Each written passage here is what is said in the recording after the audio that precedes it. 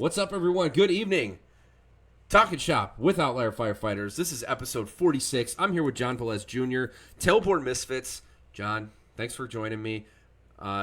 We just talked about turning and burning, and you're going to turn and burn again because you're going to FDIC soon. I am as well, so this is the last little run here before that. But thank you again for coming on the show. Man, thanks for having me. You've had some pretty big guests on, and so really anytime anyone hits me up and wants me to be on a podcast, I'm humbled, but especially some podcasts that have some of the bigger names in the fire service on their podcast. It's always cool to come on and at least try to live up to what they've done before me. So, man, like I told, once you put quarters in people about stuff they care about, like it's natural, right? I know you're gonna have just as great of things to say as those guys. Don't sell yourself short, brother. Yeah. Well, I'm excited. Yeah, it's gonna be really good. So. With that, we're just going to get right into it. So the first thing, I want to get like your demographic, your background. So what was your first exposure to the fire service? Yeah, so, growing up, I had like relatives in the fire service, for the most part, all volunteer. So growing up, I always had that. I wasn't really sure what I wanted to do. I wasn't the kid that always just knew they were going to be a fireman. I kind of found it by accident. I had a buddy and I wanted to go into the medical field and went to EMT school. And right after that, he was going to fire academy. So I said, all right, I'll go to the fire academy too. So I went to the fire academy right after EMT school and got out and immediately joined the volunteer fire department where all my family volunteered at. It's called Payne Springs Fire Department. Probably no one in your neck of the woods know where that's at, but it's a little community right inside of Cedar Creek Lake here in East Texas. And shout out to those guys, because those guys see some work for a volunteer company. But yeah, I volunteered there for several years, and really that's where I kind of fell in love with the job before I even knew what it was. Yeah, dude, we were talking before, like I started volley too, man, and I feel like that's not as common anymore. I don't know, maybe in Texas it's not, but maybe it is, I don't know. But in my area, a lot of those places are going away, and so that background, you don't get it quite as much as you used to. So it's cool to hear another person went through that. Yeah, what's cool is I still volunteer. Like the town I live in Lindale, Texas, just north of Tyler, and we're a volunteer fire department. We're kind of in the transition that you're speaking of, right, that we're seeing all over, pretty much everywhere, going paid, going full-time. But we still have those core set of, like, volunteers that come and help out. And a lot of them nowadays, or for us here pretty recently, are all brand new dudes, straight out of fire academy or in fire academy or about to go to fire academy. So we're like one of the last few, besides the super, super small communities that probably will never be paid, that are still, volunteering. Yeah. I kind of want to talk about that a little bit later when we get through your intro here. And I love talking about volunteer fire service. Yeah. It's such an underappreciated aspect of what we do. Real quick, Preston Lyons, he's asking how your mustache is doing. That's why he's in here, right? So, right, we get the comb, It's filled in a little bit, okay? Hey. And I told Preston this. In person, it looks better. The lighting doesn't do me any favor. I need a dark shadow and a hat brim pulled down pretty low, and it looks okay. One of these days, go back and look. I grew one, like, last year or something. It was gnarly. Like, I don't grow anything right here. So if anyone listening ever feels bad about a mustache, look at a picture of mine, and you'll feel great afterwards. I'm going to do it. You should. Maybe one of these days I'll put it up in the corner or something here and just leave it just for my own embarrassment. But also we got the Moores in here. We got Corley and Amanda both tuning in from FDIC. So if you guys are here at FDIC and well, not here, we're going to be there. We're not there yet. But cool if you're listening, have an extra drink for us and maybe play a drinking game between the two of us. I don't know what it'll be, but maybe every time we swear because we're trying to not do that. Yeah, and yes, Chief, the stash is better than the Tanner stash. We've already covered that for sure. All right, so Payne Springs, now you're moving into the next organization. So was there anything else in between, or is it where you're at now, full-time traditional? Oh, no. So when I volunteered for Payne Springs for a while, I was testing around a bunch of different places, and not to just go too far in depth, but a lot of places around here started really transitioning into paramedic preferred. So what that meant was, like, I was just an EMT at the time. I would go test there, and I'll just throw a number out. Say I would make a 94 on a test. Well, a paramedic could come behind me, make a 70, and just because they're a medic, they're ranked above me in the hiring process. And so I did that several times, man, and I just got a little discouraged. So I went and worked like private EMS for a while. I worked private EMS for probably 5 years, which was cool experience as a medic. Just not, if anyone's super familiar with private EMS, it's not a career anymore. And so through the ups and downs of private EMS, meeting my wife, getting married, and having our first kid, it was just like, okay, like it's time to look for greener pastures. And so I really started pursuing back the fire service again. And I got hired in a smaller department. It's 2 stations, probably 5 or 6 people on duty at a time. It's called Jacksonville Fire Department, just in Texas, not Florida. And I worked there for several months, probably close to a year. And then I got hired in Longview. And that's where I've been for the last 4 years now is Longview, Texas. So I'm pretty happy with that department and blessed to be there. Awesome. Yeah. And rank firefighter. Yep. Right. Yeah. Just a good old firefighter. I ride backwards on an engine, and we do run our own EMS. So I ride an ambulance every now and then. And it's awesome, man. We get to see our fair share of work. I'm blessed with I'm going to curse, but I'm blessed with a badass crew. We're a department full of really good firemen, but I put my crew up against any of them. And I believe that we have the best crew in the fire department. From me to the other firefighter, to both my drivers, to my captain, to my battalion chief. I mean, I'm just blessed to be surrounded with end of the job, go-getters, like hungry firemen.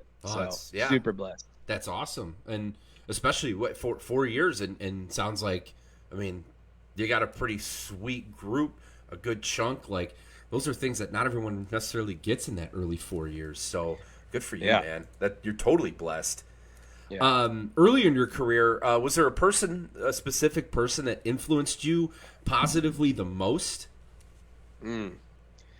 I mean, so once again, like I didn't know a ton of firemen growing up, and I would say like super early. I have a cousin, and his name's Dylan, and he works for the Cedar Hill Fire Department now here in Texas. And just seeing him be like a career fireman, like it was always just a good like role model to have, to be able to just see what I wanted to obtain. So he's kind of always been there and really been here for me. We still talk all the time, obviously.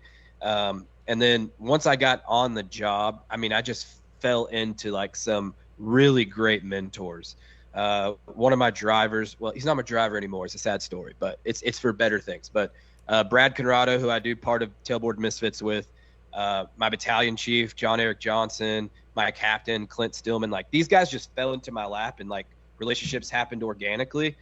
And I really just, besides God, like I really have no explanation and no reason why I latched onto them and they latched onto me. But I've just been really blessed to have those guys in my lap for the last, 4 years. Yeah. I mean, people find a way into your life when you either need them or something of that nature. Right. Like, the reason I always ask that question is to try to champion those people like early on. I feel like we don't always get an opportunity to say thanks to those people. So very cool to, pull it back to all that. So, we're gonna roll right back into the whole volunteerism. So, have you noticed this? And we all speak from our own lens, right? So I speak from mine and the area that I'm at, and I noticed that not a lot of people come through that volunteer fire service anymore, and because of that, I noticed that there's a lack of volunteering within a traditional organization, right? Like doing things that you're not necessarily getting paid to do and things like that. Maybe just an attitude. Have you noticed things like that? Yeah, just in the era we live in, and honestly, some of the younger kids, like the cool thing is like whenever we're able to, and I'm gonna answer your question, I promise. But no, do it. Whenever we're able to just like talk life into some of the younger in age people, right? Maybe not necessarily tenure, but whenever we're able to speak life into those guys and really, really define the mission of the fire service and why we are here and why we do what we do, and the fact that like we're not just here for a paycheck. This isn't just a job. It's more than that, right? Like we are here to serve people, to care and love people. Whenever we're able to just put that into perspective and really explain that out literally, to younger guys and they kind of grasp it, they have that light bulb moment, I feel like they have a more open approach to not getting paid for it, right? We hear all the time, right? Why aren't you going to classes and conferences? Well, my department's not sending me. Like, hey, man, you got to invest in yourself, right? They're not going to do something that they're not getting paid for. And that's kind of their mindset, right? Growing in this newer generation is like they feel like they should be compensated for every single thing that they do. And the reality is there's tons of stuff that you can do out of your own heart to serve your community, serve your department, that you don't need to get paid for. And realistically speaking, just showing up with a smile on your face does a lot. And so I have seen that where, some of the guys around now aren't wanting to donate their time. They feel like, maybe they feel like they're worth more. And realistically speaking, I think the guys that do just clearly understand like why we're firemen and why we do what we do. Yeah, I mean, I think there's like foundational etiquette that comes from being a volunteer fireman, right? That just when you've done it in that form, like everything else reflects back to that, right? You initially signed up to do it for free, and yes, you have the benefit of getting paid, but yeah. So how would you say, what would be just spitballing, what's a way maybe to work that kind of lesson into younger firefighters that haven't experienced that, right? That they didn't do it, they got hired traditional right away, and maybe never had to be a volunteer. Well, what are some ways that you can work that into a new person's education? Yeah, I really think that you just got to get it to them early, right? And once again, it's kind of like what I was just talking about. I think that if someone, and it doesn't have to be anyone of formal leadership, but if someone can just articulate to these guys why we do what we do, right? The fact that when you raise your right hand and you take that oath, like you are signing your life away to the public that you serve every time that you clock in, right? And I think once they can get their heads wrapped around that, then it becomes a little bit more easily. Like it comes more easily. And I also think like one of the best things when it comes to like leadership, right, is lead by example. Well, are they going to be willing to go out and, I don't know, just do something and donate their time if they don't see the 4-year guy going out and donating his time, if they don't see the driver, if they don't see the captains or even the battalion chiefs, like doing stuff, more or less for free, if they don't see them volunteering, right? If they don't have that example to follow, like they're at that point, they're just in that they don't know what they don't know. So I think that if we can just articulate really well why we do what we do and tell them that straight up, like there are going to be things that are asked of you that you will not be compensated for. And I think that's just part of this job. You are going at some point, you are going to have to take this job home with you. And not in a negative way, right? Like Top Floor Tactics with Mickey Farrell. I love what he talks about when he talks about the home life balance.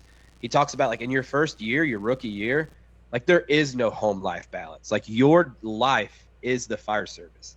Now, I want to just throw the caveat out there that like I totally understand like these guys that are getting into the fire service in like their late 20s or early 30s and they have families and stuff like that. It's a little bit more difficult. But if you're getting into the job at 19, 20 years old and you don't have a family and you're single, like, yes, congratulations. The fire service is your life until you learn what you need to learn.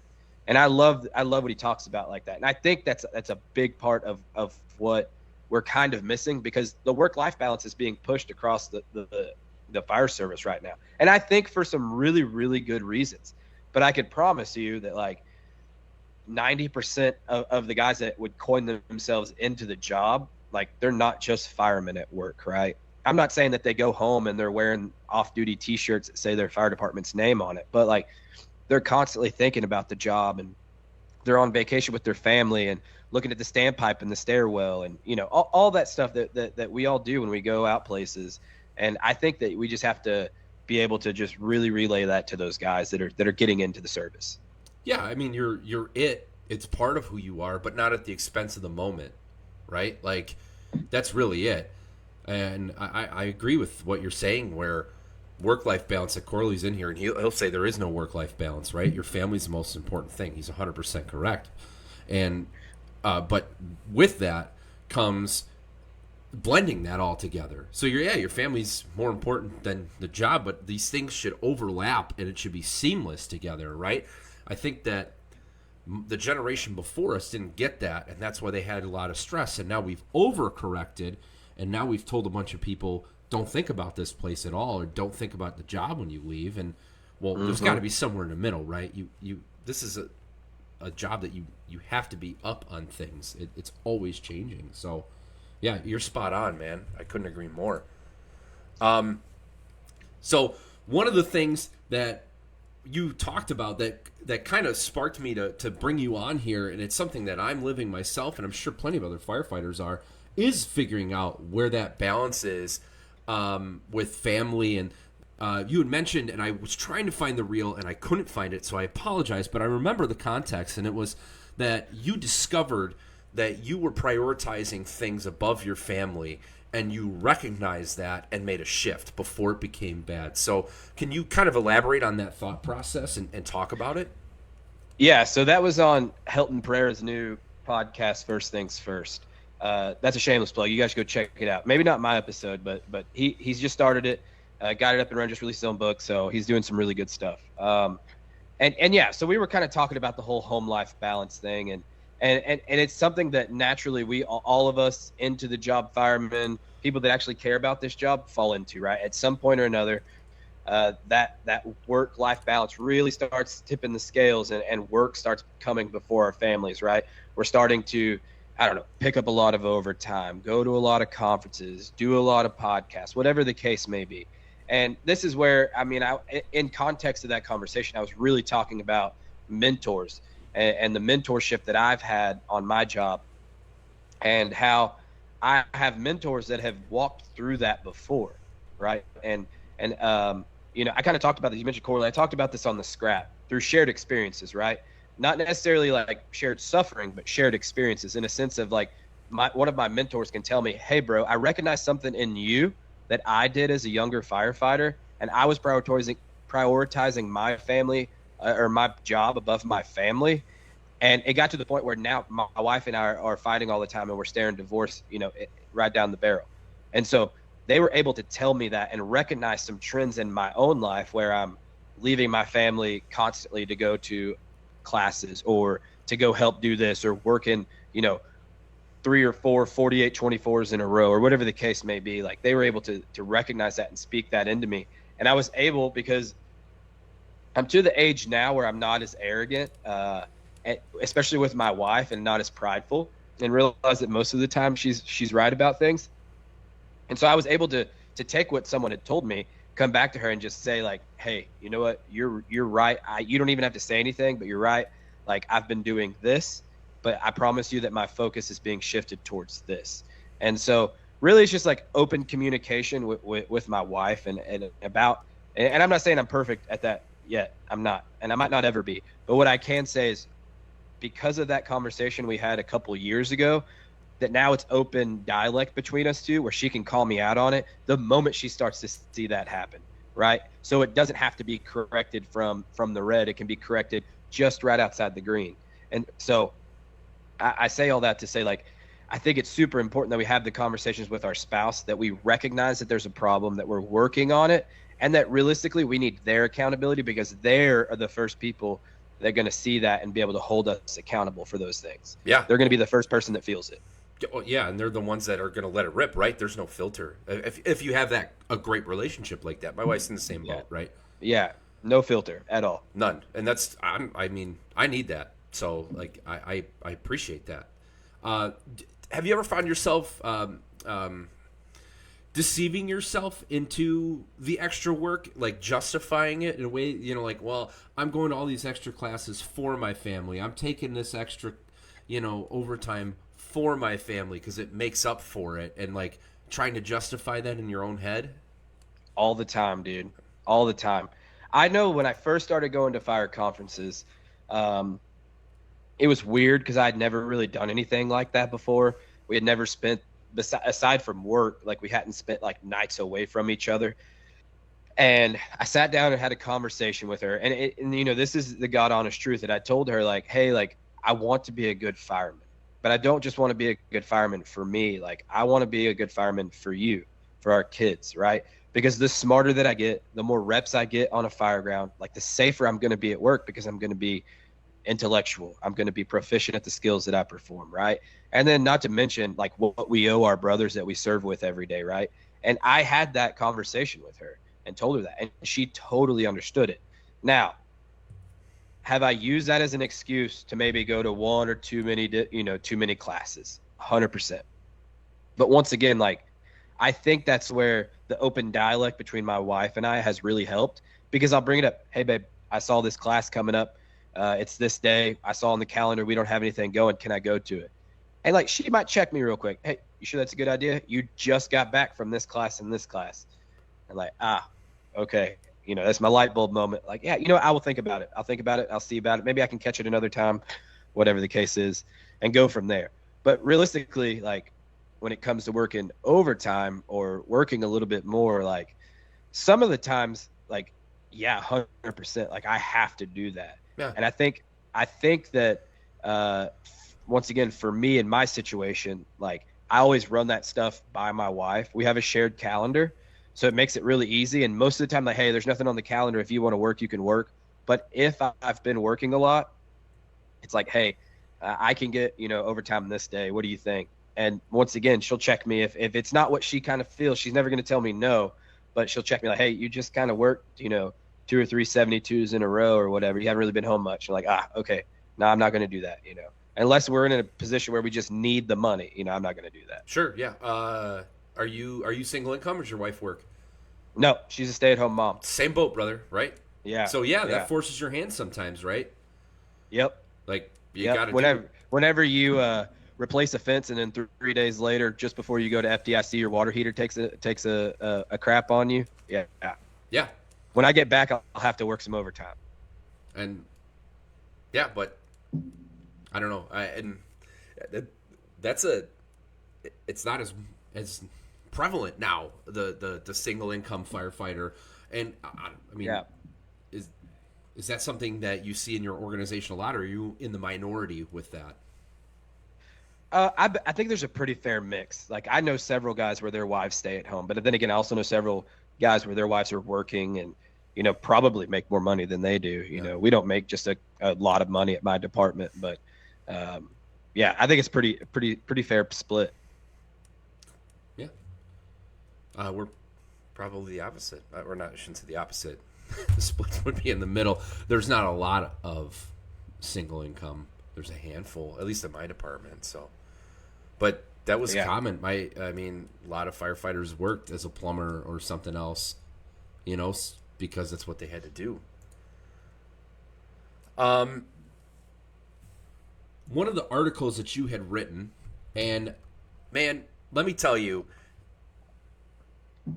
the loss of the senior man and that whole thought process and the conversation surrounding it is so on the nose for my organization. Not that my organization sucks or anything like that. Just, it's where we're at. And a guy that I work with sends me a text, hey, read this article, and it's yours.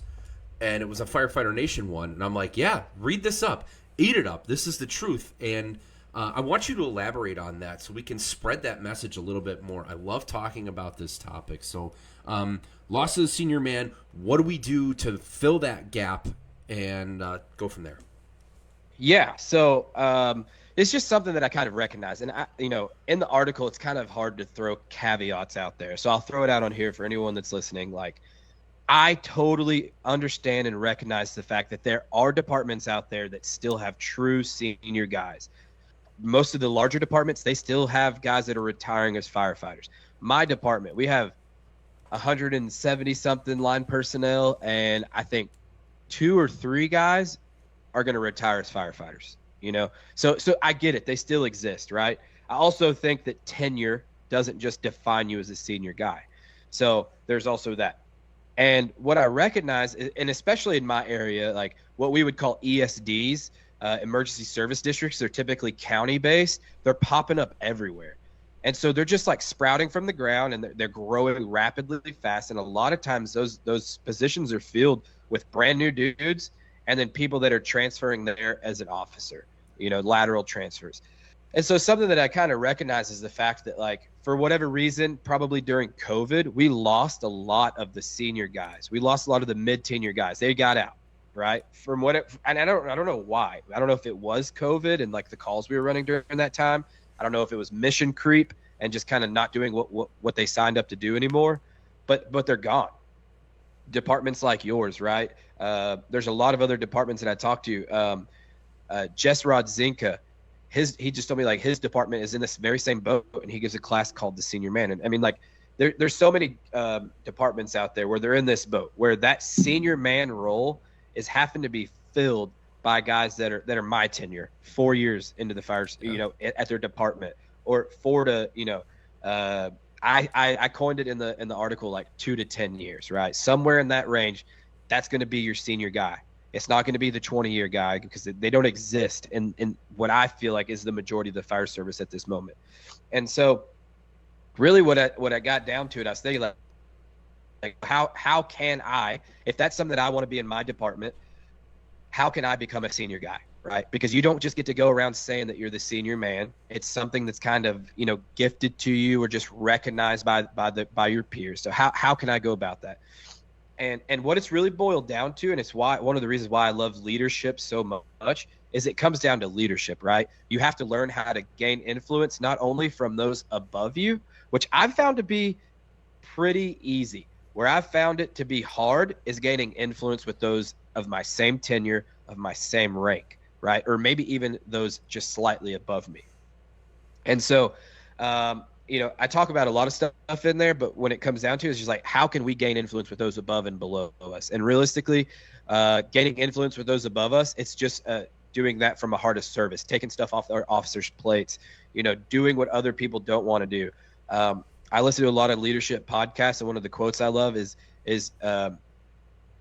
if you do what others don't want to do, you'll gain influence that others don't have, right? So if there's things that really don't want to be taken care of, an example in my fire department would be, or my department would be, an EMS supply order. It's just kind of cumbersome having to go through all the things, right, and order what we're missing. Like, I want to do that job, right? I use the example of, like, no one really wants to scrub a toilet. I'll scrub the toilets. Like, I got it. Like, whatever the case is. We do like infers or texfers, and so I might hop on there for my driver one day and just do a bunch of them so he doesn't have them on his plate, even though I have my own. Like, it's just simple things like that, doing stuff that no one wants to do, just showing that you care and serving those guys around you. And then, like, with those above and below you, right? I love the quote that says, no one cares how much you know until they know how much you care, right? And so you can't just go around talking about all the stuff that you know, right? Like, I know a lot of stuff, but you're not going to care if you think I don't care about you. At that point, it's just me bragging about what I know, right? And so really having genuine conversation with people, creating a relationship with people, and letting people know that you care about them, right? Not just asking them about their job, but asking them about their family, asking about their home life, their kids. And then not just like having like airheaded conversation, right? Tanner, if I come up to you and say, like, hey man, how's your kid doing? And you're like, oh man, he's doing good, blah, blah, blah. And cool. Yeah. Or maybe you say, I man, he had the flu last week. And then the next week I come up to you and be like, hey man, did your kid get better from the flu? And you're like, for me, I know when that happens to me, I'm like, he actually listened to me, right? Rather than me just coming up to you again and be like, hey man, how's your kid? I just told you last week, he was sick. And so just being really intentional about listening. And then what I've always tried to do is, like, I'm going to grab something out of that conversation, right, to remember the next time I ask this. That way I can bring it up and just check in on it to show that, hey, man, I was actually listening to you. I actually care about what you had to say. It wasn't just, manipulative to gain your influence. It's because it comes from my heart, and I really do care about you, and I really want to know, like, more about your life. It's genuine. And so, yeah, it's genuine. And so, there's so much stuff that we have to do as a younger firefighter or a less tenured firefighter to step into it. But at the base of it, it's caring about people and serving those around you. Doesn't matter if they're more tenured than you or less tenured than you, your captain, your driver, or a rookie firefighter. Like, we have to find ways to serve those guys. They're not going to present themselves to you. You have to go out and look for them yourself. You have to look for opportunities to serve people. And the next thing is like, right, like when we think about the senior man, the traditional senior man, like what do we think? If I were to ask you, like, what is a senior man in your definition? What would you say? I would say, well, they've got to have experience, right? So they've got to been there. They got to have the street cred, right? And then they're humble. They're corrective in behavior, but never to like demean somebody. It's the rudder, right? The rudder of the ship. Nobody ever sees the rudder. It's under the water, right? But it's always making corrections. That's the senior man to me. Sorry, it took me a little bit to get to that, but like really that's what it is, right? The boat's going one way. Yeah. He's the one or she's the one that's in the back making sure that it's doing what it needs to do. Absolutely. And so just to hit on that one part, right, you talked about experience. That is one thing that as a less tenured fireman or a younger firefighter that you just can't make up, right? So it really takes a heart of humility to recognize that you don't know what you don't know. And so that's where I talk about, like, you really have to immerse yourself into everything there is. If you want to be that guy, you have to know the things about the fire ground. You have to know fire behavior. You have to know building instruction. You have to know what hose load you carry on your truck and the best ways to deploy it, right? Like, you have to know these things. And where we mess up and where I have messed up and other people that I've seen try to step into that role mess up is I did this. I did that, right? A lot of time it's like, hey, I learned this. Let's work on, we run a Minuteman in my department. Let's work on the accordion forward. Hey, I went to nozzle forward and Aaron Fields taught me this, right? I'm not taking credit for any of that. That's giving credit away.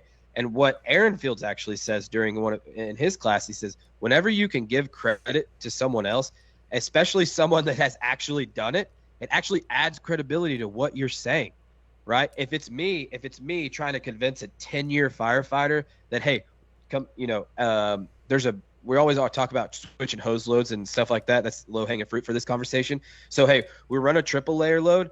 I want to switch to the Minuteman. And what I want to tell you is like, hey, I learned this. Let me show you what I can do with this hose, right? Is that 10-year firefighter going to listen to anything that I'm saying? Absolutely not. But, hey, I went to this class, dude. This dude named Aaron Fields. He's a lieutenant up in Seattle. He's been teaching this for years. Such a badass class. Let me show you what he taught me. Yeah. Right? Oh, this dude's a 25-year guy from Seattle. Okay, maybe I should listen to this real quick, right? And so I have found tons of success doing things like that. Like, hey, we're talking about reading smoke, right? Hey, I just took Rob Backer's class on reading smoke. You care if I show you some things that he taught me, right? Like, it's nothing. It's not rocket science, but like, if you don't know how to do those things, man, like, you're never going to gain that influence with those people above you or those around you. And so I think that's a super big part to recognize is like, we cannot substitute experience. We just can't. I think experience is super important, but as a less tenured fireman, like, your experiences are limited, right?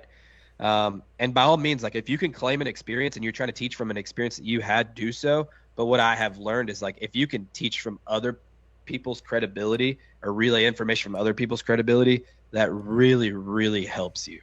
And so we have to go to classes. We have to further our knowledge. We have to get into the books and read stuff and just learn everything. And then inevitably, when that question comes that you don't know the answer to, you cannot just make something up, right? Like, you can't just say, I think this, and then just give them an offhanded answer. Like, you have to tell them, like, man, I don't know the answer to that, but I'm going to find out for you, right? And then I'll go ask and find out and bring that information back to them. And I think that's a super important part where some people may get a little twisted when you're talking about the senior man from a 4-year guy. It's like, because part of being the senior man is like that. So that's more or less what the article was about in a nutshell, a long-winded nutshell, but nonetheless. Well, I mean, but again, it's incredibly relevant because it's very common around the country, right? Where either rapid growth or rapid retirement and now replacement, like those are all very common things where you've lost that person, and then I don't know, like, even sometimes that person, like, if there is a true, like, 15, 20-year person, they don't recognize that that's what their role is supposed to be, right? Like, how the etiquette is supposed to have them step into that role where they're supposed to be the rudder, and then they don't do it. Well, somebody has to fill that position, right? I think that that's part of your discussion, and then what you write about is like it's going to happen. Somebody has to fill that role. So how do we do it, right? How do we do it without the, you know, X number of years or whatever you want to put on it? And I love that. Aaron Fields is dead on with all of that all the time, right? Guys, what's crazy is like we haven't even skimmed the surface of it really, and I didn't even. I'm trying to think. I don't even think I wrote about this, but like, there's this whole concept of like I have a 15-year firefighter on my. I'm not saying I'm theoretically speaking. I have a 15-year guy on the job but he's not a senior guy. Like, he's bitter. He doesn't want to teach, right? And then he sees that 4-year guy leading a company training, right? And now he's pissed off. Well, how do we approach that, right? And I've done a lot of talking with people that have faced, you know, situations like this and trying to fill out probably what the best route is like, one, like the last thing that I want to do, me speaking personally for me and my department, is unvalidate or write off anybody's experience, because it's so important, dude. So important. And like, I don't ever want any of the more tenured firefighters or captains or officers on my department to think that I don't care about their experience. But I have something fairly controversial that I didn't come up with myself that says, I don't care about your experience if you can't tell me why something happened. Because at the end of the day, if you're just telling me that, it's not an experience, it's just a story. Yeah. Like, I want to know why something happened. And so while I care about the experience and the time you put on the job, and I think that that's so awesome that you did, or that you're in your 25th year on the job, like, if you're going to share a story with me, I want to learn from it. Unless we're just, you know, hanging out and talking all war stories. But like, if you're trying to teach from an experience, but you don't know why something happened, right? That's where we kind of get in the weird era of people still saying that, like, you know, transitional attack on every single fire because they saw it work on every single fire, right? Yeah. Like, you just can't tell me why. And that's where I kind of stand with it. And like, we have to learn how to validate those people, understand why they may be bitter, because chances are they have a really good reason, because they've been screwed at some point or another in their career, and validate those reasons and really just slowly but surely pluck away, right? My favorite thing to do when I encounter someone like that is get them to tell me a story. Hey man, what's like the biggest fire you've ever been to? Or, hey, what is the craziest EMS call you've ever been on? Right? Just get them talking. Because me at the stage that I'm in my career, I can draw things to learn from the story that they're telling me without them even realizing that they're teaching me something. Yeah. Simply by just asking them to tell me, like, hey man, let's talk about fires you've been to. Like, it's an awesome thing. I did this not too long ago with a driver that's been on the job for 20-something years, or right at 20 years. And we sat there and talked about close calls he's had throughout his career, right? He didn't even realize in the moment. He was just telling stories of how buried up he got when he was young, right? Yeah. Like, for me, I was learning so much from that conversation, and he probably didn't even realize that. And it was awesome. So ask questions and get those guys' brains ticking and get them to tell stories. Firemen love to talk. That's why we host podcasts, right? I know, right? Man, I can tell you I have fucked all of that up relentlessly, right? Like, you know, there's a reason that people, you know, all of our pages are outliers and misfits and rejects and black sheep and whatever, because, you know, we feel this way, and maybe its inception is that feeling, but I can tell you I fucked that up left and right as you know, just a hard charging young guy that knew. I mean, I had prior experience as a volunteer, and I did a lot of fun shit there, and you know, I did come in with an ego, and I did come and look at those guys and go, what the fuck do they have to offer? They're not teaching me anything. And then, you know, what doesn't work is telling them they're wrong. They don't want to hear that, right? That's another Aaron Fields. Like, if you want to be the good versus the not good, I can't say evil, but like, if you want to be the side that people come to, well, you got to make it enticing for them to come to, right? You can't just be over in the corner with a bullhorn telling everyone they suck, because no one's going to come over and want to join what you're doing. It's way easier to go hang out with people on the other side. I learned that. I could write maybe not a book, but an article on just how dumb I was as an angry young fireman doing that stuff. And like, it didn't benefit anything, right? You're dead on. Ask them questions, validate their time on. Great advice to give to people. Not being such a fucking dick. Yeah, Right? yeah, no, and I'm right there in the same boat with you, dude. And like, I think I always like to share this story because it was so convicting and eye-opening for me. I went to the Mile High Conference in Denver. Shoot, it was probably 3 years ago at this point, and it was the guys from the Standard presenting, and they took like a Q&A at the end, and one of the guys stood up and essentially asked like, hey, what do we do about these mutts on the job, the recliner riders and stuff like that, retired on duty guys? Like, what do we do with them? Because like, I'm tired of them. This guy's kind of, and I think he even used the word like, this guy's a piece of shit. And in return, like, all's the guy from the Standard, and I can't remember his name. I think it was Craig. Is that his name? Craig Stallway. Yeah. So he says, well, I'm gonna ask you a question. He said, do you think that guy's kids thinks he's a piece of shit? Do you think his wife thinks he is? Like, have you ever stopped to ask yourself, why is he bitter towards what you guys are trying to accomplish? Right? Because at the end of the day, man, like, what I've noticed is like, if you just have like a genuine conversation with guys that are like that and just ask them like, why are you like this? And maybe word it a little bit differently, but like why are you bitter? Like, what's wrong? Like, they will open up and share with you, and that's where it gives you an opportunity to validate their feelings, man. Like, a lot of times at the end of the day, people's feelings just want to feel validated. And then you can say, man, I understand why you are the way you are. I understand why you're bitter towards wanting to do daily training and not wanting to participate. But can I tell you how important it is to me to see you, a 10-year guy, be excited about training? Yeah. Nothing fires me up more than showing up to company training or battalion training and seeing a battalion chief get pumped up for it, a captain get excited to train, or whatever the case is, a guy that's been on the job for a while be excited. And so whenever he said that, I just like opened my eyes, because at that point in my career, I was in the same boat you were just talking about. I was ready to write people off. Like, screw that dude. Like, he doesn't ever want to get out of the recliner. He doesn't understand why we're here, right? He doesn't get it.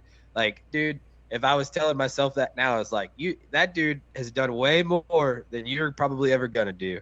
Like, humble yourself a little bit. And so trial and error. That's all it was.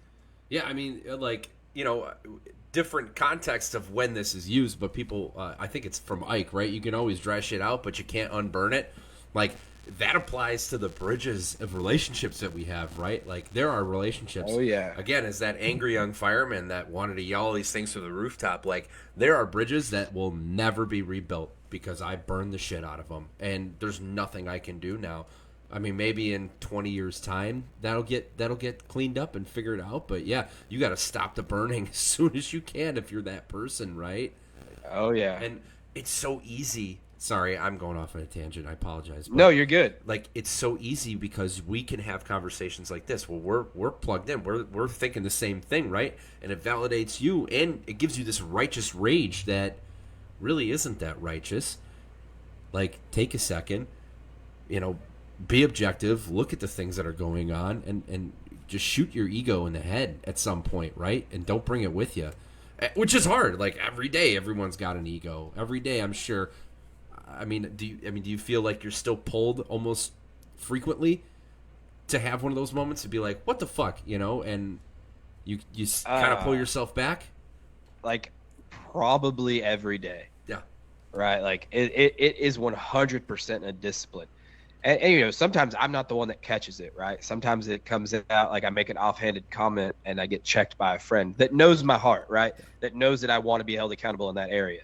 And so, yeah, every day it's a struggle, right? Because we want, especially like, this is something that I've come to know and realize is like, especially as these quote unquote end of the job firemen that goes to classes, that host a podcast, that, does art, to do all these things that we do, that, that I'm into the job, right? I want people to care as much as I care. And at the end of the day, that is way too much to ask. Realistically, even other end of the job firemen, no one's level of commitment is going to be the same as yours. And honestly, if you want that to happen, like, unless they're in your circle of influence and you can directly influence them, like, it's probably unrealistic to want that. And so being able to just recognize the fact that, like, not everyone is going to be as into the job as you are. Like there's levels of commitment for everybody, and just realizing that that's okay. That at the end of the day, as long as when those tones drop and there's a fire, they perform and they exceed the minimum standard, right? Then it's all okay. Yeah. You don't have to listen to a podcast. You don't have to take outside classes. But as long as we go to train and you're participating and you're plugged in, hey, that's a win. Yeah. Like I got the opportunity. I just had a probie and we had a mentor program, and he's off probation. He's awesome. He's actually at FDSC taking classes for the first time, and well, actually, no, not the first time. But either way, like, I've recognized my influence at the time when I had him was not perfect either. And so I look at it now like if I was my own senior man, like the current me to that me, I would have smacked the shit out of myself a couple times, right? I'm not saying I want to smack him because he's got it. But there's been conversations I've had where I've been like, dude, slow up. Pick and choose your battles. Vent to me. Don't vent to them. Don't tell them they're wrong. Show them a better way. Like all that stuff. And so in a way, like poetically, I'm getting a second chance that maybe I can save him from the same thing. And to me, that's what we're talking about in terms of senior man, right? That's what 100%. It should be, right? Absolutely. Absolutely. Have you gotten opportunities like that now that you've grown, right?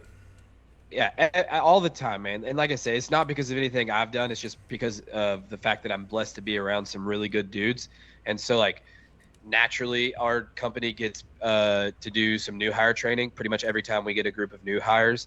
And so being able to, establish a relationship early in those guys' career and just be a hand and a help to them. Like, hey, guys, here's my phone number. If you need anything from how to pick up overtime, how to throw a ladder to – how do we make coffee in our coffee pots? Like I'm your guy. And if I can't do it, I'll find someone that can.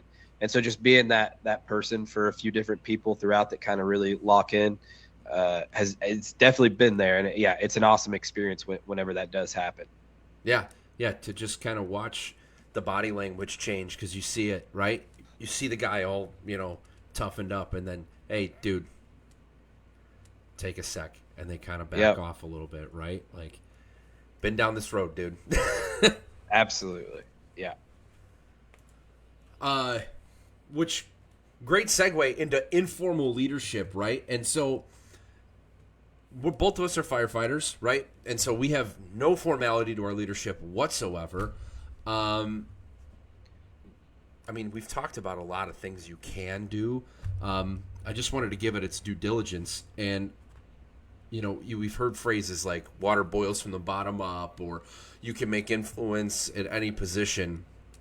What would you say would be the number one personality trait to have in that world to try to lead in an informal position? Yeah, you got to care about people. Like at the end of the day, that's where it's got to be rooted from. I try to use this analogy a lot. Like, you've been to class, I've been to classes. I have taken classes where it's been very apparent that instructor, the only thing he's doing is trying to show me how much he knows. He's not invested in me learning anything. He just wants to show me how good that he is. And then I've taken classes where the instructors like care so much that you actually absorb that information or you get the skill down, right? And so it's the same thing when you talk about leadership, right? I'm not there to show you how much I know. I'm there to show you how much I care. And I think once that you can show people, it doesn't matter whether they're above you or below you in tenure or rank, once they know that you care, then you can really, really start to build that influence, right? It just goes back to that quote, no one knows how much you know until they know how much you care. And so if you can do that through daily activities, right, through service unto others, then you can really, really start to build that influence, right? Like I say it on every podcast, and I told myself at this point I'm not going to say it anymore, but I listen to John Maxwell and read John Maxwell ad nauseum, and he says leadership is influence, nothing more, nothing less. And that's what I like to do. It's influence. So when you can just replace it, informal influence, right? I have no formal rank, but I have influence with all these people. And so at the root of it, step one is showing that person that you want to have influence with that you care, not necessarily about the job, but about them, right? My captain knows that I care about him. Now, I've had 4 years to work on that relationship and that influence with him. But like now, like, and rightfully so, I've been with him for 4 years. I have an incredible amount of influence with him, and he has an incredible amount of influence with me.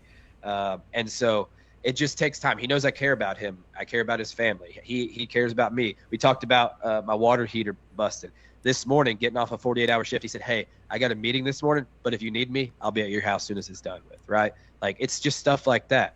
And once you could show people that you care about them and you care about their well-being, you care about their success on the job, that's when we can really start to make moves, right? Doesn't matter if we're talking about the culture or the way the companies ran. Like, that's when it really starts to pay off. That might be the soundbite there, dude. I mean, yeah, like you can't have the end result without that, right? Yeah. One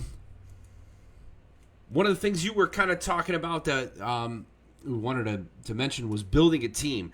And I kind of wanted to put a spin on that, right? Because in the fire service, we don't really get to choose our players. There's no draft, right? There's none of that. Like, there's a hiring process, and some departments do it differently than others, right? Where you might have some influence. But regardless, for the most part, you got no say in who you're picking, and you still got to build a team.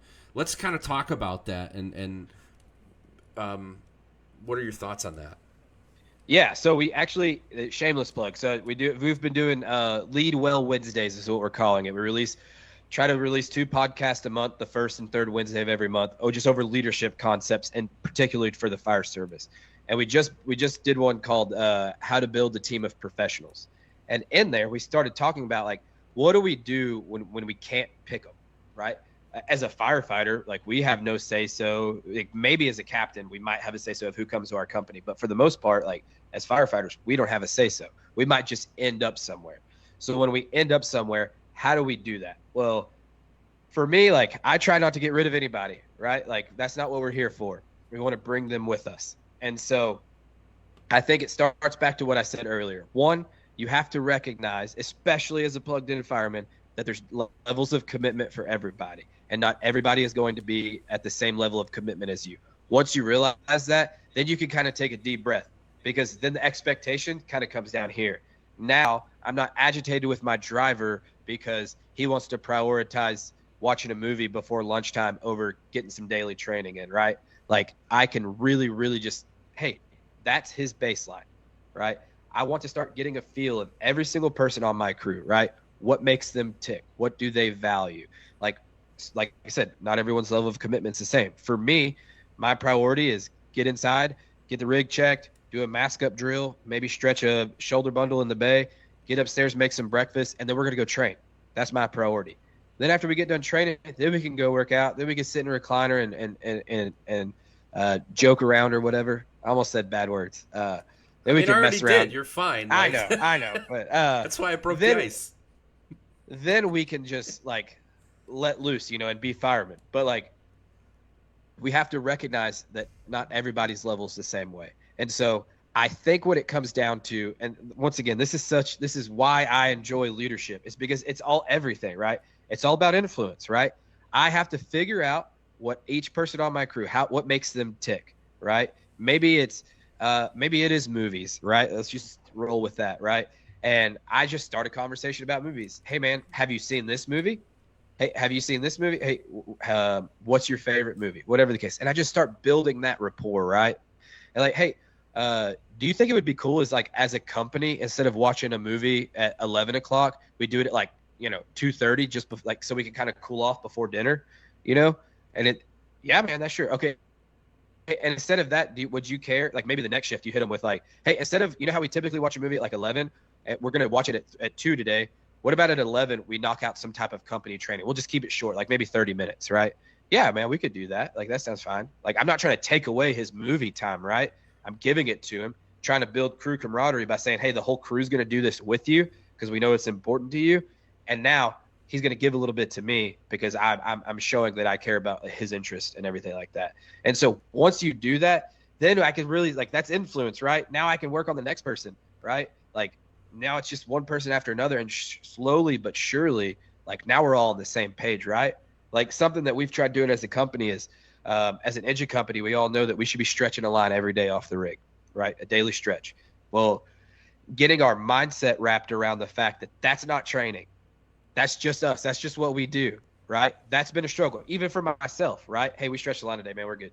You know what? Because I work in a busy department. Who doesn't? But like that, it's been a struggle to kind of get everybody on the same page when it comes to that, and it's something that we all acknowledge, and we've actually had open conversation about that. Like, hey, we want to do a daily stretch, and we're all on board with it, but we all have to hold each other accountable that we're going to do this on the first call of the day, regardless of what it is, and that's not our daily training. Like we're going to do something else, and we're trying to build that into our system, right? And so I think that like once we can get our influence down with each person and kind of figure out what makes each person tick, and then you start building the rapport and relationships with those people, then we can kind of get them on board. And then that's when if you yourself are trying to do this and you have a good understanding of the mission, your mission as a firefighter, the mission of your fire department, and then our mission as firemen in the American Fire Service, then we can really start pushing like what we want. Right now we're starting to get to that professional level.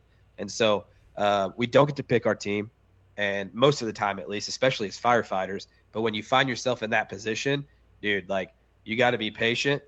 You got to pick one person and start building rapport with them. And then once you have that level of influence to them, then you got to, try to get the other person on board, then the other person on board. That was something that I had to learn.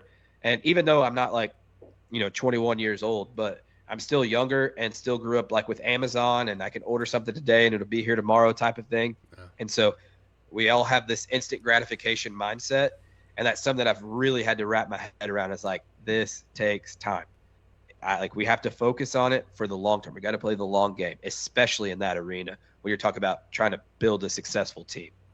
Yeah, dude. So from the time that you guys had the idea that you were going to do a daily stretch to the time where now it's kind of, it sounds like it's cultural, right? Like it's in the fabric of your company. That's what we do. How long did that take? So I just want to make sure that I'm not bullshitting anybody that may listen to this. Yeah. It is still like the struggle, right? Sure. Okay. Yeah. Fair. We are all on the same page that we want this to happen, but it's a fact of like, we just need to execute it every day. Yeah. So I'm not, we do it. It's just not consistent. No, at that's this moment. fair. It's not completely ingrained into our system yet. And so, I would say once again, dude, like I don't have to convince anybody on my crew why our job is important. Yeah. Like I don't have to convince anybody on my crew, and never have, that training is important. I've never had to convince anyone that we should be doing a daily stretch. All's that not even I had to do, but we did as a company, is we heard this concept of stretching daily and said, hey, we're an engine company. We have a lot of hose on our truck. We should probably be pretty good at pulling it. Let's start doing this. And everyone was just on board, right? But building that kind of system to where it's just ingrained, right? Like that takes time, even when you have guys that understand it. Yeah. And I would say that we're just inconsistent at executing it at this point. No, that's we're just fair. trying to get consistent. No, I appreciate you sharing that. Yeah, that it's a work in. I think that's important to hear. It's a work in progress, right? Even when you got everyone on the same page, you still have to work at it. It's not like it's one of those until it's brainless, right? Until it's just a thing that everyone does. Like it's just out of the norm, right? Yeah. It's just not normal for us at the moment, right? It's not weird anymore, right? At first, it might have been a little weird for people to like, oh man, like I know culturally for a while, it was like, no, we're not pulling hose off of our fire truck. Like, what if we catch a call, right? Yeah. And so going from that to where we are now, like leaps and bounds, bro, leaps and bounds. So we're pushing the needle forward, that's for sure. Yeah. Yeah, I think a lot of people probably are in that first step like you're talking about, right? Of, well, we what if we get a call? And just giving them that nudge of, okay, we'll just disconnect it. We've got other hose. We got other hose, right? Like, those are, I think, the seeds to get that started, right?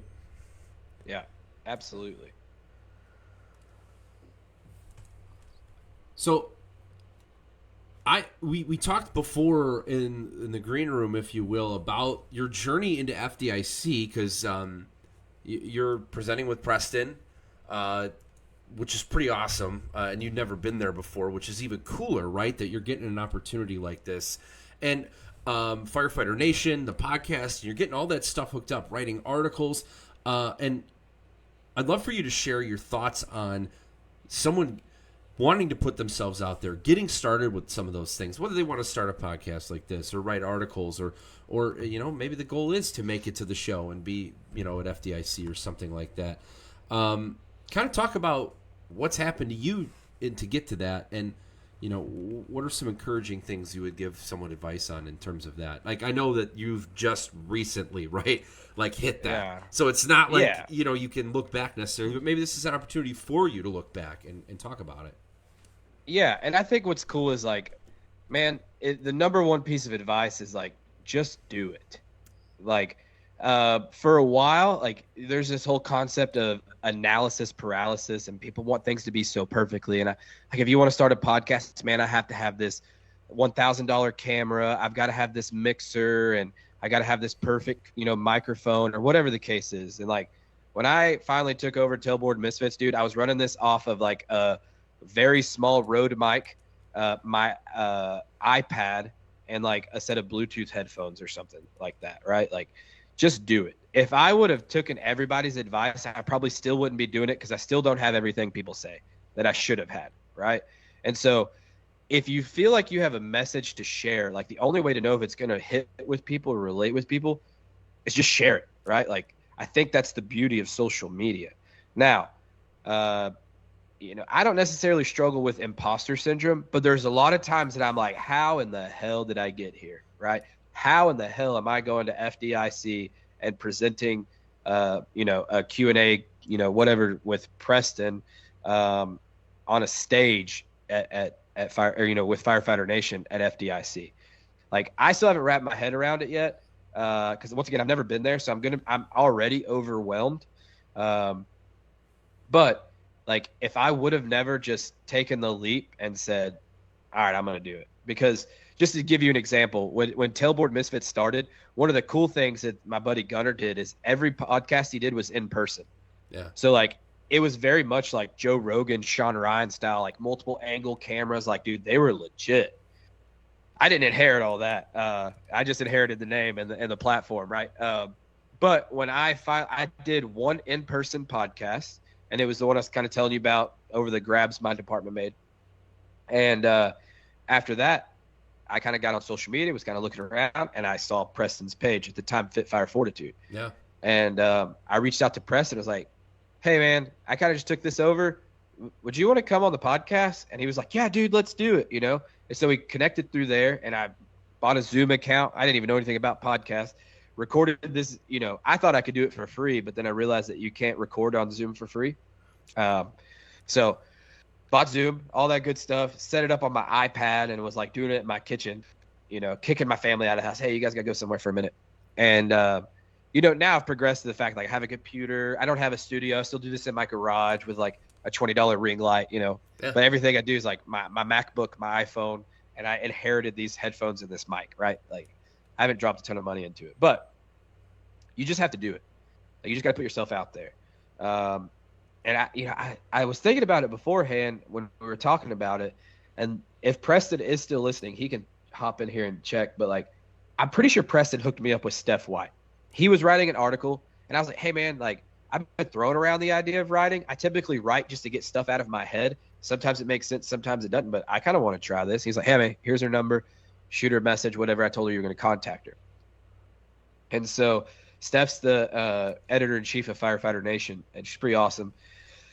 I wrote an article for him. She liked it, and just through a little connection through there, right? Like, I try not to just live leadership stuff at work, right? Like, I try to bring it home to my family, try to do it with other people, and just establishing a relationship with her and growing influence with her. She asked if the podcast wanted to come on the Firefighter Nation relaunch, and I was like, yeah, let's do it. Yeah. And so Tailboard Misfits on Firefighter Nation, we air an episode the first Thursday of every month. And then occasionally we'll drop in like a second episode, every now and then. And so, I don't know, you want me to talk about what Preston and I are presenting? Please do. Yeah, plug it. Yeah. So, Thursday and Friday, and I don't remember the times. Maybe I'll pull them. I got you. Okay. Do your thing. So Thursday and Friday, Preston and I are presenting a class more or less that we've called the daggum. I'm just gonna go name blank. Culture by design. Culture. Yeah. So I almost went with the subtitle. So we're presenting a class called Culture by Design, and essentially it's a lot of what we talked about, in a sense of you don't need rank and you don't need power to inflict change in the culture of your crew or even your department, right? Because I can gain influence with the people that are in charge of that. I know for myself that I'm a firm believer that the leader has to establish the culture, okay? But that takes me, if there is no culture, if there's not a good culture, what I can do is I can gain influence with my officer to be able to influence him to impart that culture on us, and that it's maintained by the middle and the low guys, right? And that's where we come in. And so we're going to talk a lot about, informal leadership, gaining influence with people, how we could do that from a less tenured and informal leadership person. And then we're going to talk about a lot of stuff like traditions in the fire service, right? Like I personally believe that we have miscoined a lot of things we do in the fire service as tradition. Just to throw like highlights out there, like the way we operate on the fire ground isn't tradition. The way our trucks are spec'd aren't traditions. The hose load on the engine is not a tradition. It's just the way we do things. Promotional ceremonies, parades, all that stuff, the front bump, like all that stuff is tradition. And I think those things should stay. So we're going to be talking a lot about that. Thursday, I want to say it's in the afternoon. I got you. Times? Are you ready? All right. Yeah. Thursday, you've got 1:30 to 2:15. And Friday, you've got 10:45 to 11:45. Both in Lucas Oil Experience, the LOS. Yeah, LOS in the health and wellness exhibit. There's supposed to be like a stage. Fire department coffee is going to be there, so you should be able to come get some coffee. It's totally Q&A style, so we're going to try to impart some audience reaction with that, and so hopefully we get some good interaction. And for questions to be asked, so if you're there, come ask questions, come hang out. And then Friday afternoon, I know it stops at 5 o'clock, so it might be like 4 o'clock, 4:15 to 5. Preston and I are sitting on a panel with two other guys. I've never met them before, so I'm trying to remember their names. I think Jim Bernacca. Do you got a title? It's called the Unpopular Opinion. While he's looking at that, it's going to be almost like a new generation, and I'm going to say versus old generation, but in a healthy format. Talking about culture and traditions and trying to meet in the middle somewhere. Yeah, you, Preston, James Bernecca, and Stephanie White. Oh, okay. So Steph's going to be on there. There was another person, so maybe that person. Okay, now, but there you go. And so yeah, come hang out. I think it's going to be fun. It's going to be new. I've only ever taught like new hire orientation and stuff at my volunteer department. So talking on a stage is going to be weird. My wife makes fun of me and says I'm socially awkward, so we'll see if that shows up any. But I mean, like, I'm excited. I just want to show up and be me, man, and just hopefully affect some good people. Don't drink a shitload of Red Bull before, because then you'll motor mouth. That's fine. And don't drink too much water before, because you'll piss your pants. Yeah. I heard that helps with stage fright. If you picture everybody else peeing their pants or something. Yeah, not to the extent, though, where maybe you accidentally pee your own pants because you're thinking about it too much. That's true. That's true. You'll be fine, dude. You'll have fun. Especially because you got Preston up there with you, so it's not like you're by yourself.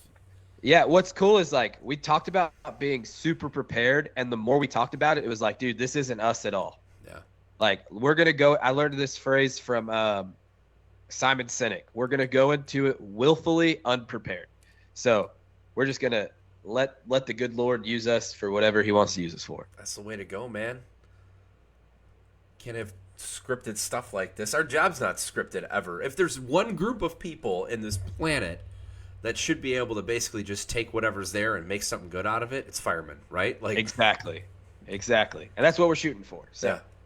Well, cool. That'll be a lot of fun, man. That's pretty exciting. So, well, I guess with that, I'll kind of roll into some of the closing questions here, and it's not quick by any means, but they're the closing ones. So anyway, other than fire service, what's something that you're kind of like nerdy passionate about?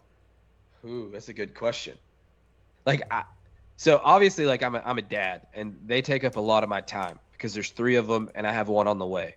And so here lately, it's baseball season. Yeah. And so like I have been really invested in just like watching my kids grow into a sport that I love. So I am passionate about baseball. I love baseball. Got to go to Rangers opening day. Yeah, I'm sorry, I'm not a Cubs fan. That's okay. But, you don't have to be. Yeah. Hey, I like Sammy Sosa. That's fair. But I'm passionate about baseball. And so my oldest daughter, she's playing softball right now, and just she's pretty good. She's pretty good. Like, she's in T-ball, but they get a couple pitches thrown to them by the coach, and so seeing her make contact with pitches that the coach is throwing, like that fires me up.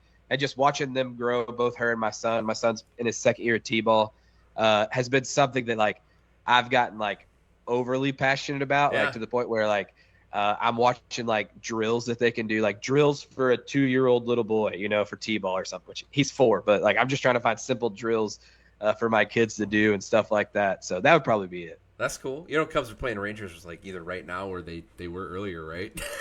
I didn't know that. I think they were the primetime game actually.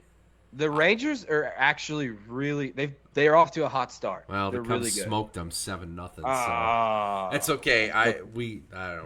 We haven't had a great couple. At least I'm not a White Sox fan. Sorry, Southsiders, but yeah, man, those guys have been garbage. Anyway, yeah, that's a good one, man. I like that. What's the best training or class that you've ever participated in? Ooh. As a conference as a whole, it was firemanship last year. Dude, so good. I know. It was a really good conference. Class-wise, oh, man. That's super hard to pick. Can I just pick 2? Yeah, I don't care. You make the rules. Okay. And I could give you why. VES Beyond the Door, I took that at firemanship. Sure, yeah. Why is because I was so excited. It's like, man, I'm going to go like learn all this stuff. And I learned a ton of stuff at that class. But I left feeling so validated for my department because the stuff that they teach and the things that they hone in on is the same things that we teach our guys. From new recruits to like our battalion search trainings or our shift, search trainings that we do. I left feeling super validated, and it was an awesome class, dude. Like reps after reps after reps. Just, if you've taken a Brothers in Battles class, you know that you're not getting skimped when it comes to reps. Yeah. So that was it. And then the other one would be nozzle forward, dude.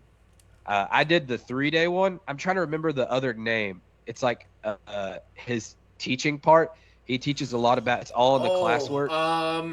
Yeah, I know what you're talking about. I cannot remember what he calls it though. Yeah, it's like his train the trainer almost. Yeah, like, but it's gonna drive me nuts because it's gonna hit me.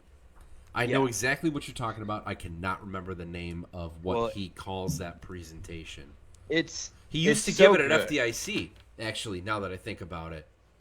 Drilling for function. Drilling for function. That's it. Yeah. Drilling, and specifically, like, nozzle forward, the actual class, like, that was awesome. But drilling for function, dude, like, that blew my mind.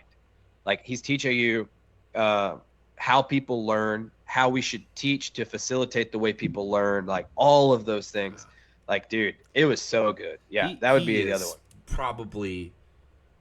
I don't know. I mean, I'm sure there's plenty of smart firefighters out there. He's got to be like the most intelligent firefighter out there. Yes. I could listen to him talk about anything. And, dude, I'm with you. Greg Van Ham, he's actually got a question here. So, can you explain how the devotionals we read cross over to affecting your influence, leadership style? I'm not, Greg, I'm not really sure what you're asking there. So maybe. Big Greg, rewrite it. Yeah, rewrite that one because I'm not really sure what you're asking. I should have proofread that. Come on, Alex, you're not a professional here. What's one? Hey, there you go. What's one mistake that you've made and you've learned from? Oh yeah, that's a big list to pick from. Oh, get in the weeds, brother. Yeah. So one of the things is like, and I don't want to be like typical, but like I've said this on other podcasts, but like I broke the golden rule of being a rookie fireman. I talked a lot and listened very little. I like, kind of like you, like I came in with a little bit of experience, and I was surrounded by guys that I thought were like at that point in time in my career, like larger than life, just super, really dialed in, really good firemen. And I was I got placed on a crew with those guys when I was new, and I was so eager to prove myself. And once again, like I just wasn't patient and allowing like my work to speak for itself, that I ended up just trying to share my experiences with them and just trying to talk way too much. And that's definitely a mistake. And luckily, once again, that's like a whole conversation about mentorship. Like I had, a couple guys come to me like, "Hey bro, like we could tell you're not like a bad person, but like you've got to shut up sometime and just like you got to be patient. Like we could tell you're hungry, we could tell you're eager to learn, but like you got to be quiet." And so that was definitely a mistake that I made and learned from that moment. Man, I'll echo that all day. That's like par for the course, I feel like, for people like us. Like, yeah, but it's just part of the story. But I mean, that's why I asked the question. That's why I like sharing that, because like the more people hear that, hopefully they can learn from that and not do the same thing, right? Yeah, that is the golden rule of being a rookie fireman: is shut up and listen. Shut up and listen. Yeah. Two ears and one mouth, right? Have you ever lost your passion for the fire service? If you did, what'd you do to get it back? And then what do you do to keep passionate about it? Yeah. Not yet. Like, I mean, I guess in a way, like I was passionate about a fire service that I didn't really understand when I was brand new, right? And they just got discouraged, kind of like what I was talking about at the beginning with testing with fire departments and then not getting hired. And so I kind of just like gave up on it. And so I wouldn't even say like I gained it back. I just got into the fire service and eventually found my passion. And so, but what I can say is like there are times where I feel just deflated, bro. Like times where I need to recharge my batteries. And this is part of like one of the recent podcasts we did, and it you have to have like these warning signs, right? And like for me, and I said this in that podcast, for me, like one of the first things that starts happening to me is I think about stuff all the time. Like I'm scared if anyone ever could read my brain, because it would just be going 90 miles an hour all the time. But I do like end up starting to have like a tough time falling asleep, a tough time just relaxing. It just builds up and I end up getting like exhausted. And so the way it was explained to us was having a robust home life and finding a way to recharge your batteries. And for me, like recharging my batteries comes in the form of going for a run, going to the gym, spending time with my family, going to doing softball or baseball with the kids or something like that. And realistic, like if I could just take time away from the job for just a second and just kind of find a way to recharge those batteries, and I could boom right back into it. Yeah. Greg rewrote his question here. Greg, are you asking specifically about religious devotionals that we read as a group, helping leadership style, or are you making like a parallel maybe to like short articles or something? I'm not really sure, but I mean we could touch on either one. But has any of that influenced your leadership style? And we could speak religiously if you'd like to. Otherwise, however you want to interpret that. Yes, he's saying religiously. Yeah. So Greg's one of the boys. We do I, and a lot of other people. I'm not going to name them. I've tried naming them, but I forget someone or name someone twice, and they give me crap about it. So I'm not going to. But we're in a group on the Bible app, and we've been doing a daily devotional now for a while. And 100%, yeah. Like the best leadership book ever written was the Bible. It doesn't matter if you're a religious person or not. Like, no doubt, the world's greatest leader in the history of Earth was Jesus Christ. And it's very apparent. And like, what I would say to that is like, yes, there's a lot of stuff I've learned from devotionals and the Bible to influence my leadership style, right? At the beginning, I'm like, what did Jesus do? He cared about people. That was evident, right? Like he cared about people. And so that's the root of my leadership style, is caring about people. The other thing that he did really well is he asked questions. If you ever like the parables all in the Bible, right? Like he just asked good questions to people. And that's also something that I try to impart, when it comes to leadership, is asking good questions, right? Even if I'm trying to teach someone a lesson, right, it's a point from a teaching style. Maybe it's like an FTO on the ambulance, just walking through a call with them, but not telling them what they did wrong, leading them to it through asking questions. And so those two things would probably be the biggest things.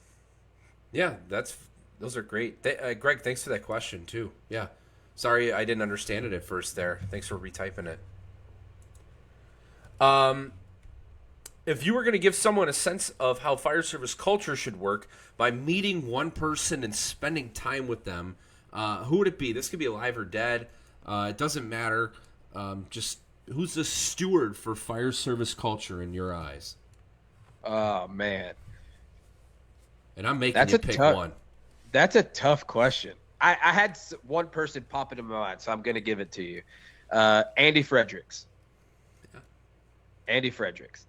I think he understood the fire service. And it's very evident in the fact that things that he was teaching and talking about pre-9/11 are still relevant here 20 years later, So definitely him. I want to say his Spoonport article was like written in 86 or something like that, right? Like, yeah. And still incredibly relevant for right now. Absolutely. Yeah, dude, that's a good one. Absolutely. Did you have his book before, or did you buy it Fire Engineering when they published it? I still don't have a published version. No. Okay. I thought so. I thought I was going to win one at the last conference I went to. I didn't. I want to buy one. I just haven't had the opportunity just to do it. But I've had like the printed off PDF. The PDF one, yeah. Yeah, for a while now. Yeah, okay. Yeah, we had I got it somewhere down here.